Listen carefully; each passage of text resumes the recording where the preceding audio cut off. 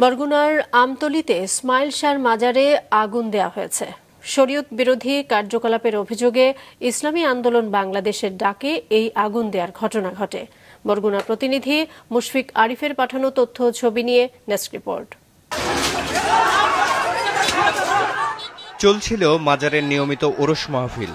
এমন সময় রবিবার রাত 12:15টার দিকে ওই মাজারে হামলা, ভাঙচুর ও অগ্নিসংযোগ করে ইসলামী আন্দোলন বাংলাদেশের নেতা কর্মীরা। তারা উদ্দেশ্যমূলকভাবে নিজেরা পেট্রোল নিয়ে গেছে, নিয়ে তারপরে আগুন চালাইছে। হামলাকারীদের অভিযোগ, ওই মাজার প্রতিষ্ঠা শুরু থেকেই নানা রকম বেদাতি এবং শরীয়ত বিরোধী কার্যকলাপ চলে আসছিল। 96 সালে ওই মাজার প্রতিষ্ঠার পর থেকেই তারা এখানে বহু রকমের বহুমুখী অনৈতিক কার্যকলাপ পরিচালনা করে আসছিল।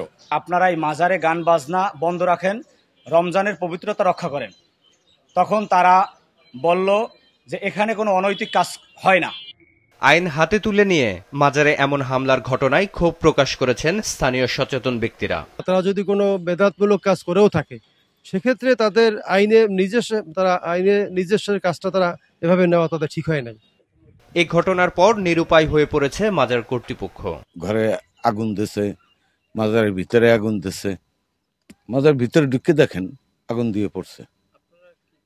আমরা কি সেইটা আমরা আইনের বাইরে যাব না, আইনগত যেটা দরকার আমরা সেইটা করব। ঘটনার সাথে সাথেই ফায়ার সার্ভিস এসে আগুন নিয়ন্ত্রণে আনে। পর্যায়ক্রমে জেলা প্রশাসক সহ পুলিশ ও নৌবাহিনীর কর্মকর্তারা ঘটনাস্থল পরিদর্শন করেন। উপজেলা নির্বাহী কর্মকর্তা জানান, এই ঘটনা নিয়ে কেউ তাদের কাছে অভিযোগ করেনি। আমরা তাদেরকে বলেছি যেন আসলে পারস্পরিক সহাবস্থান, শান্তির, যেহেতু ইসলাম শান্তির ধর্ম, কোনোভাবে যেন শান্তি বিঘ্নিত না হয়।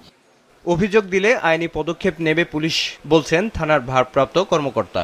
বর্তমানে শান্তিপূর্ণ অবস্থানে উভয় পক্ষই আছে এবং তারা এই ব্যাপারে আমাদের কাছে কোনো অভিযোগ করেনি। যদি অভিযোগ করে পরবর্তীতে আইনগত ব্যবস্থা হবে সে অনুযায়ী।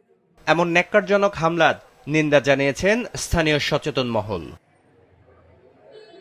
মাছরাঙ্গা নিউজ ডেস্ক।